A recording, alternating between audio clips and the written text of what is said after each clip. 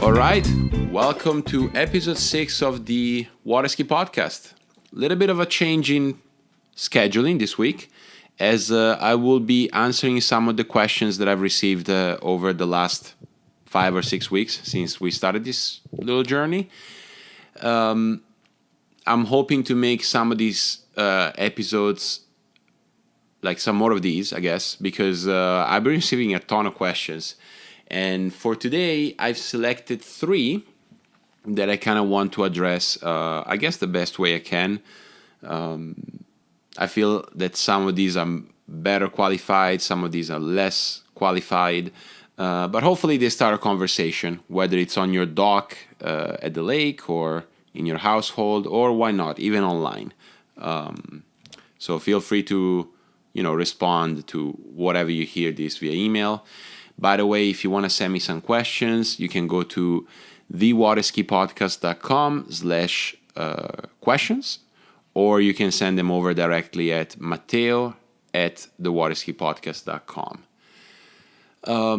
So the first question, this one comes from Paul, but I've received a lot of questions about performance anxiety or tournament pressure. And I selected this one from Paul because I think addressing this might help others that send similar questions, or even some of the listeners that we have here. So Paul says, well, first, thank you for producing the podcast. I think the work that's been done by you and so many others to share your love for the sport and connect a lot of passionate skiers with people who are skiing at such a high level is wonderful. Well, thank you, Paul. I wanted to ask you something from the sports psychology perspective. I'm a 37-year-old hobbyist with a bucket list item to cross off that is skiing in an amateur competition.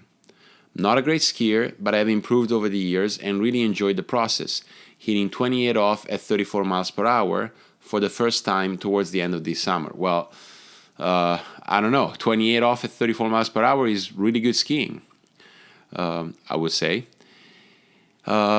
I'll be probably quite ugly, I still got it.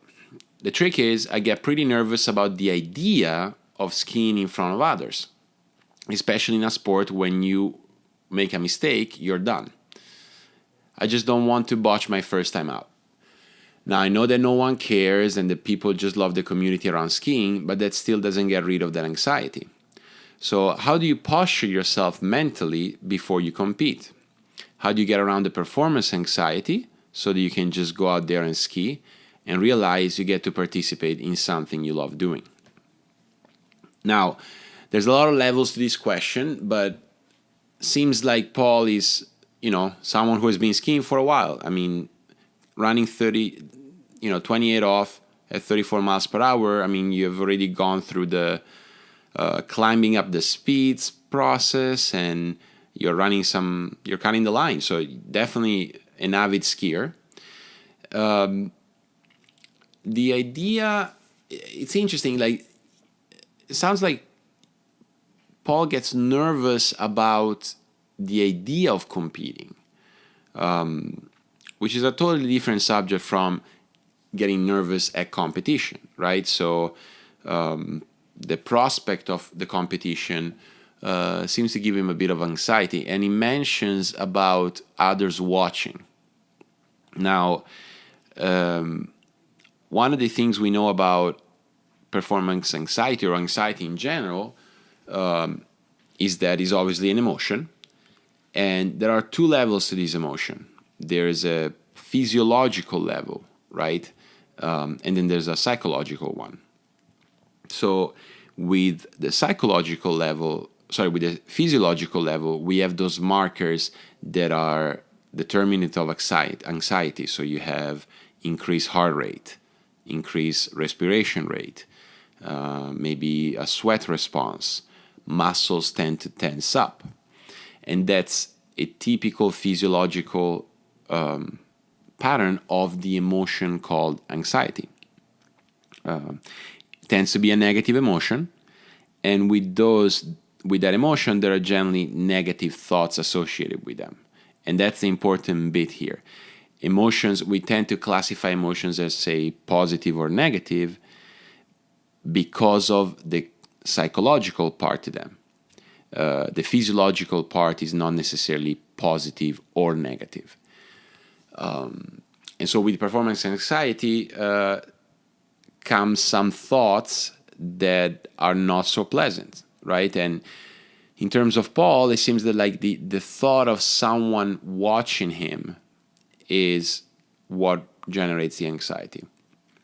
One of the things that we do as performers and even as sports psychology consultants is to try and expose ourselves to the thing that might cause a negative emotion.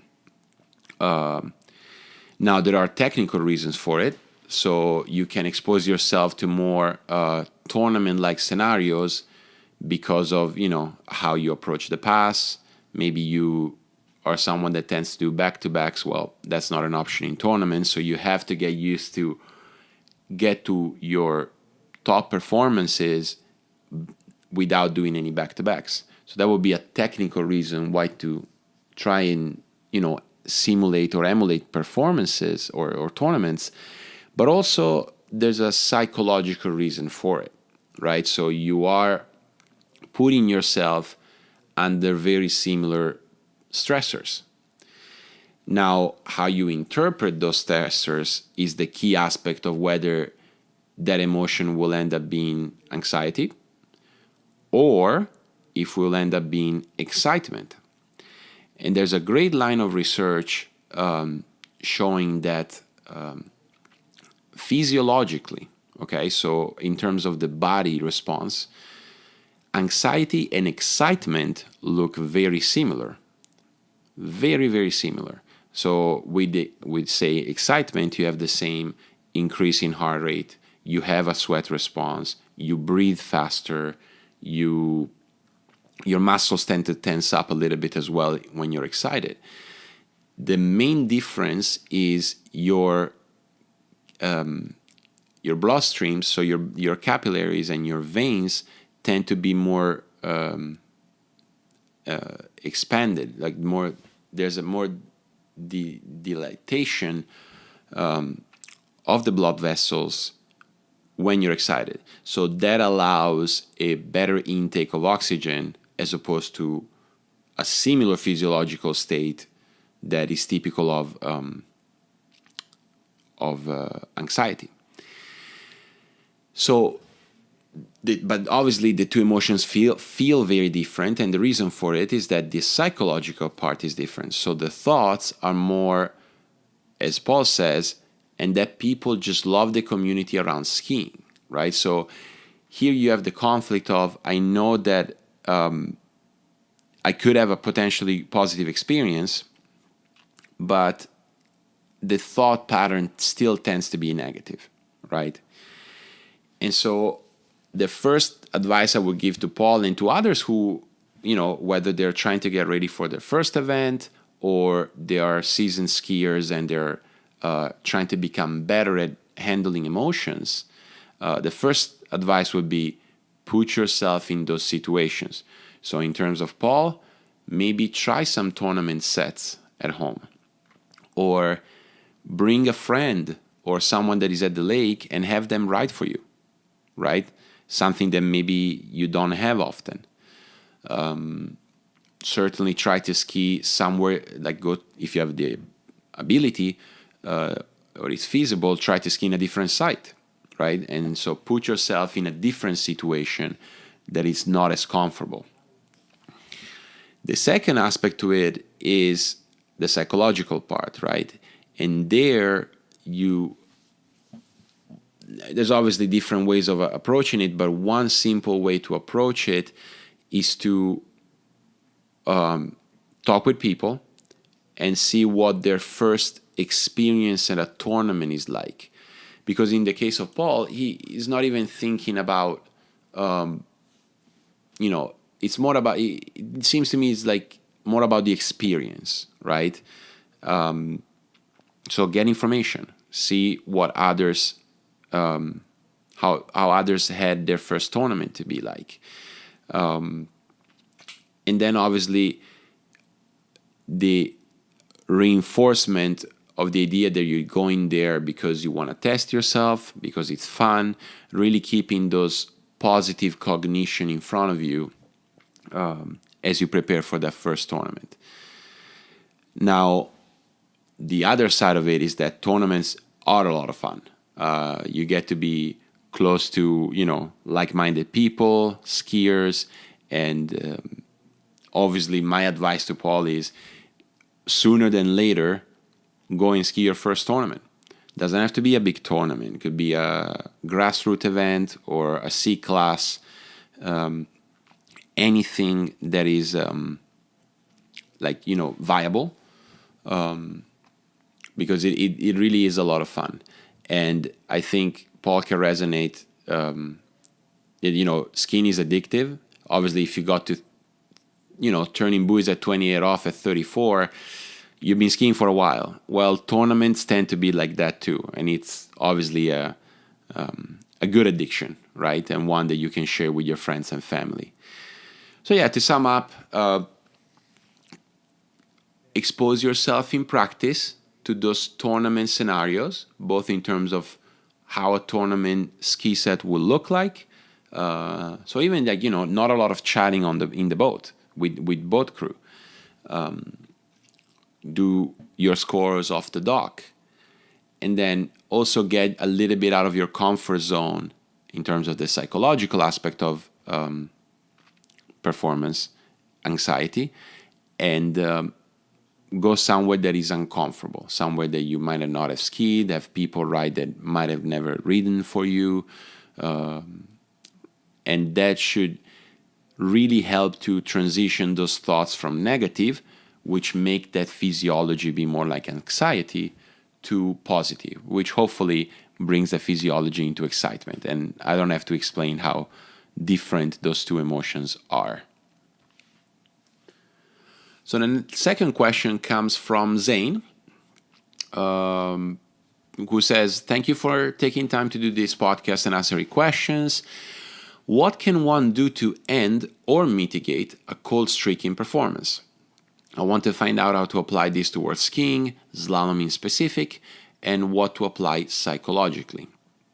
Now, for any skiers listening who, tries to improve themselves and become better, you probably know that it's not a linear process, right? So you make some kind of breakthrough, you may run, say, an extra buoy or an extra 2 buoys, and then everything goes down 6 or 8 buoys, or you start to miss your opener or second pass, and it feels like whatever you discovered or whatever breakthrough you made kind of disappears. Well, and I would say most people know that that's not really the case. It's not that you have lost everything or you're forgotten how to ski. You're just in a slump, right? You're in a valley.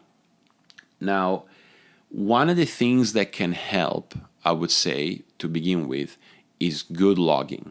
So I don't know if Zane is doing this, but definitely log your performances. And it can be as simple as, date,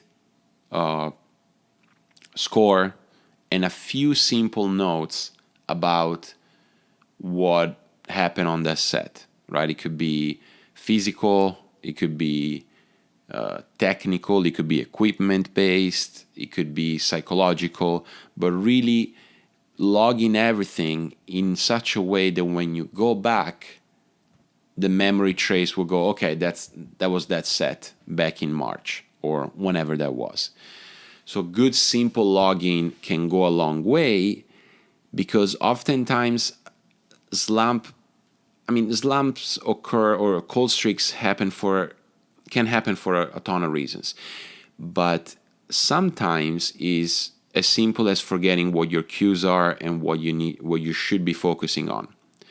And so having the ability to go back and check what you were focusing on say, when you were having a streak of good performances, or even just like consistent skiing, that can help maybe going back to those cues. Now, the other thing that I would say is maybe take focus away from performances, right? So it's so easy in our sport to get fixated with buoy count and say, okay, let's just say for sake of example here, your average is, say, 3 at 28 off. So you know that in a set you can go out and do 3, and then the majority of your sets you can run 22 off. And then you start missing 22. Or maybe you go out and you can't get past one ball at 28. Now, the idea there becomes, okay, what, like you start asking questions, what might be happening, right? And the important thing there is to reflect fairly systematically, right? So starting with physical, am I feeling good? Am I rested? Technical, and obviously there you might have your own ideas about technique. If you're lucky, if you're on the very lucky percentage, you may have a coach, or you have some skiing partners that know how you ski and watch you ski that could give you some input. Obviously video can go a long way, right? So watching yourself on video, you can identify maybe some of the things that you might be doing. The other thing, obviously, is psychological, right? And so staying within the mental aspect of skiing, one of the things that you can see is, where is your focus? Like, are you focusing on too many things at once, which is kind of a recipe for lower performances.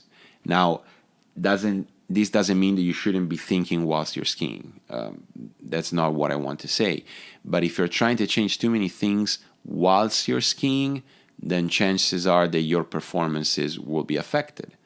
Now, you might be okay with it because maybe you're changing two things that are very integral to your technique, and it's inevitable that your performances will drop.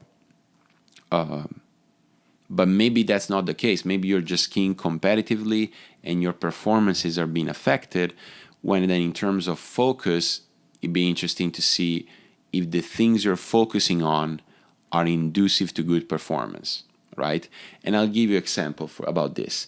So let's say that in practice, you're been working on your edge change, right? And so when you practice, you're really focusing on whatever it is that you want to change about your edge change. But that might not be the best thing to focus on while you're trying to get high performances, right? So you have this edge change aspect of your skiing that you want to change, you want to modify, and in practice you work on that. But then when you're trying to get good performances, you might have another cue that helps you get more buoys. Now those are two very different things, right? So maybe you're working on your edge change in practice and you're trying to improve that, of course with the expectation of eventually improving your buoy count. But maybe when you're trying to push yourself to the limit of the level you currently are, you have another cue, something like, say, stuck through the wakes, okay? And you know that when you think about staying stuck through the wakes, that's when you're able to perform to your potential. So that in terms of psychologically, during a streak of cold performances, or better, sorry, during a cold streak of performances, it might be worth assessing where your focus is. Obviously, if you're focusing on too many things, but if you're not, reassess whether what you're focusing on right now is what allows you to perform at your best at your current level, right? So for instance, for me, when I ski tournaments, the only thing I try to focus on is, well, there's two. I always try to have one before the gates and one in the course. And for me, what works is control the line, after pull out, and then ski aggressive in the course.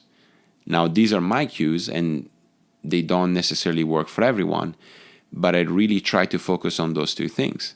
Now, in practice, particularly the second one, I'm not focusing on that in practice. I might be focusing on, say, lately I've been focusing a lot on how I control my handle into my onside turn. And that's good because I need to become better at that. But when I ski a tournament this upcoming weekend, I won't be focusing on that because I know that that doesn't bring me to performances. That's something technical that I'm trying to change. So I know I gave you a lot, Zane, but I think good reflection after performances. And if you are logging, go back to your logs, see what was working when you were skiing in a consistent manner. The third and final question I'd like to address this week comes from Tony. So she sent me actually quite a long list of questions, and I'm sorry about this, but I'll just address a few of these. And hopefully the listeners can take something away from these answers. So Tony goes, I love your podcast. Thank you for putting it together. The water ski world needs this. Well, thank you. Thank you for the compliment. I'm a skier. I won't say where. And my son and I have been competing water skiing for about 5 years now. My son is one of the top skiers in his age divisions and is now passing in a new division.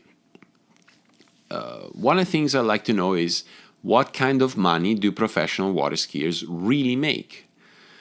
I see that a handful of tournaments offer cash prizes, but it hardly seems to be enough to cover the cost of flights, tournament entries, hotels, etc. What are some of the top pros making? I know they get boats and skis to use, but what other expenses are paid for, and can they really earn a living? Obviously, pro football, basketball, and baseball stars make millions, but what is the real number for professional skiers?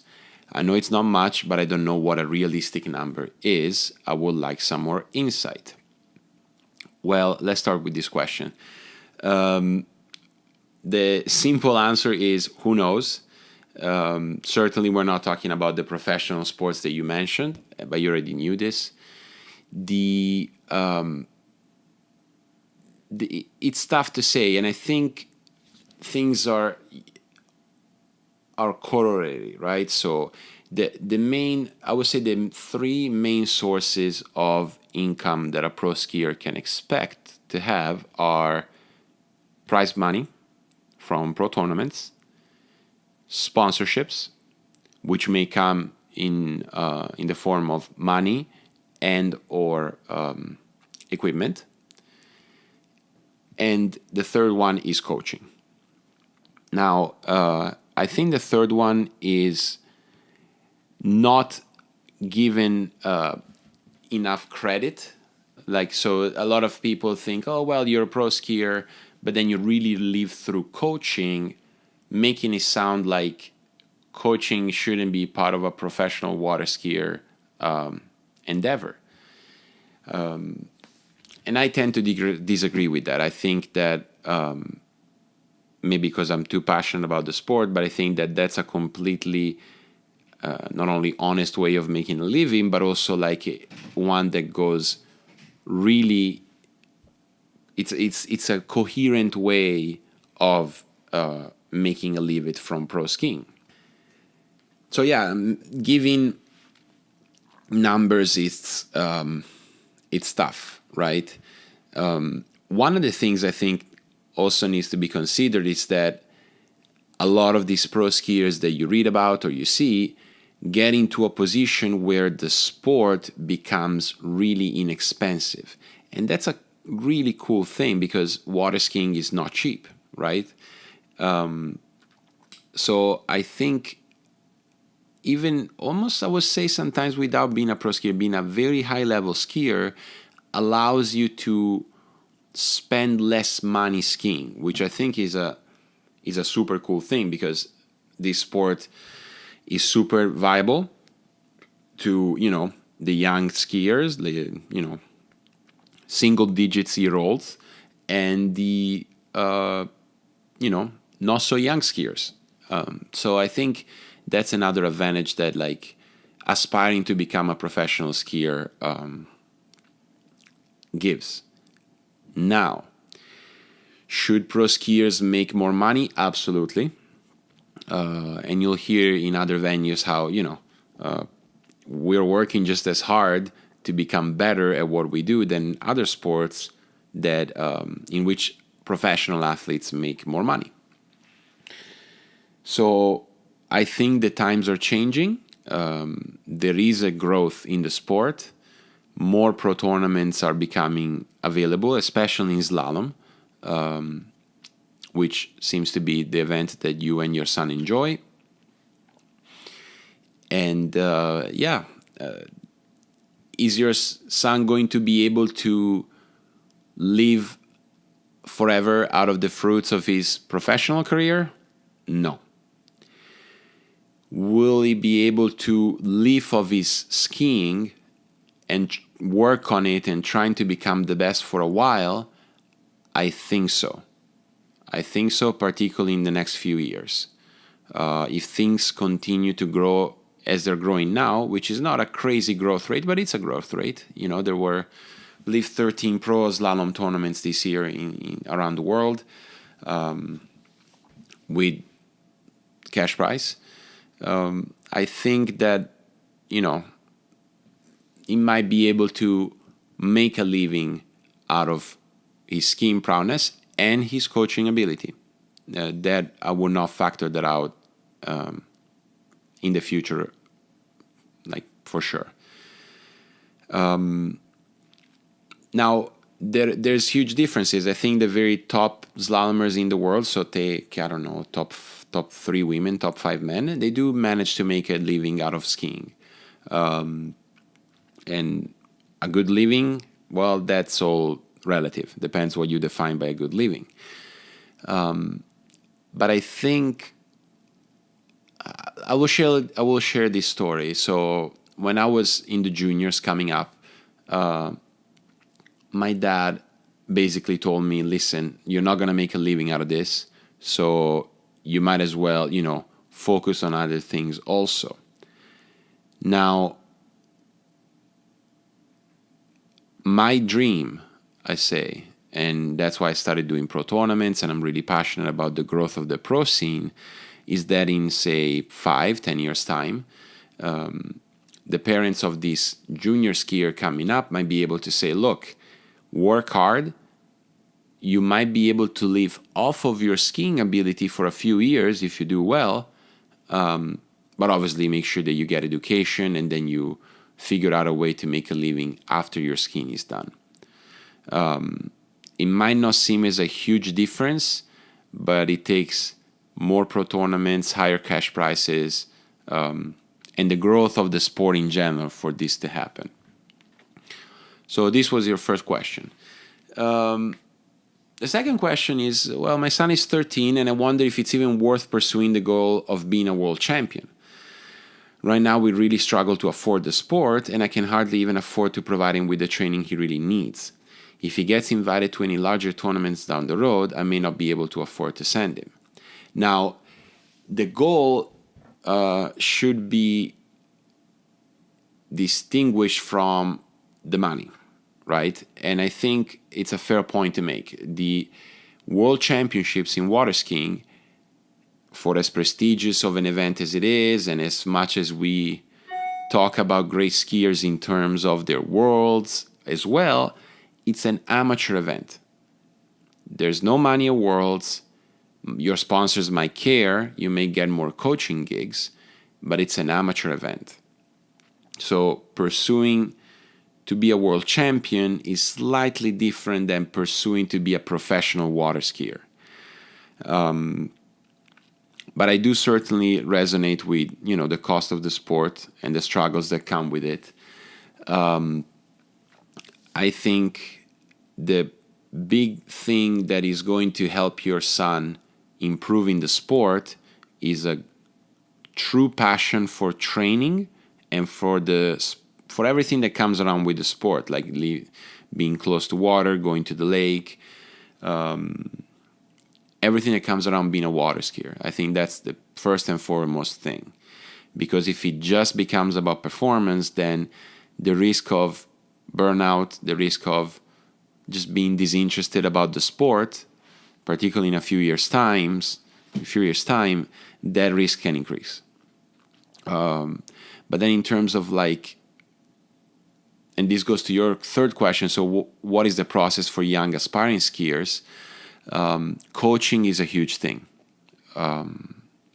Having someone that you trust, that you can trust to coach your son, which inevitably involves you being removed from the picture a little bit and really say, okay, well, he or she is your coach, and when it comes to skiing, slalom, whatever it is, tricks, jump, then you listen to him or her. I think that's a crucial component of becoming a good skier, particularly in those teenager years and even before that. Now, when it comes to, more the adult age, a coach is a truly good coach is a treasure, but you do see athletes also just figuring out things on their own, which is a harder and more complex process. But it definitely, at this young age, good coaching and possibly consistent coaching, right? So not what I would consider spot coaching here and there, but really making sure that you have someone that you trust and your son feels comfortable skiing with, and it's almost always the same person.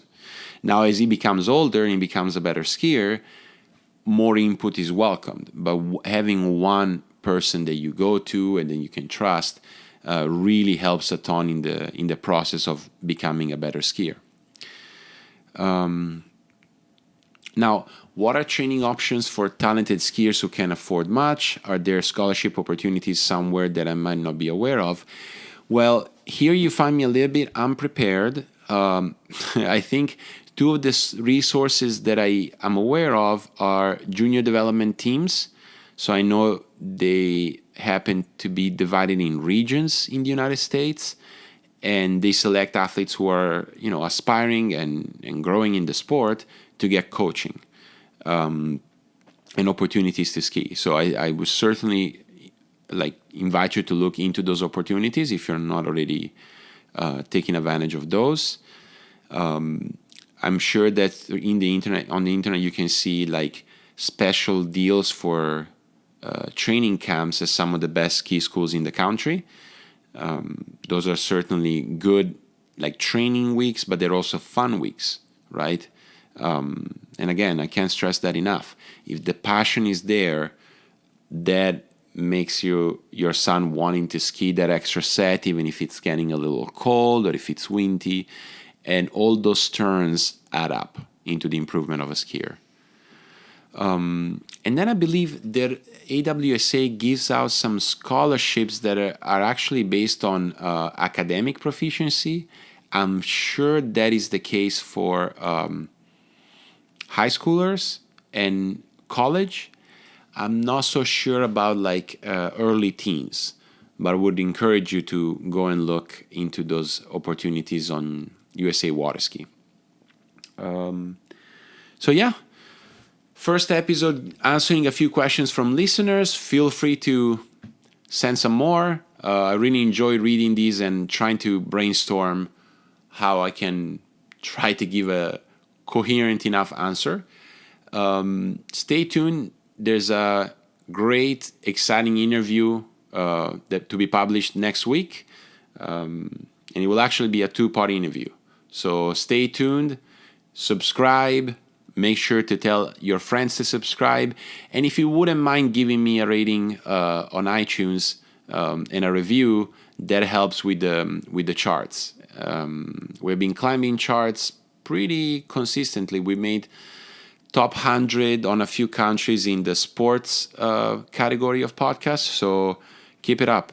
Keep listening, keep sharing, and let's continue to promote this fantastic sport. Until then, have a good week, ski hard, and stay tuned for next week's interview.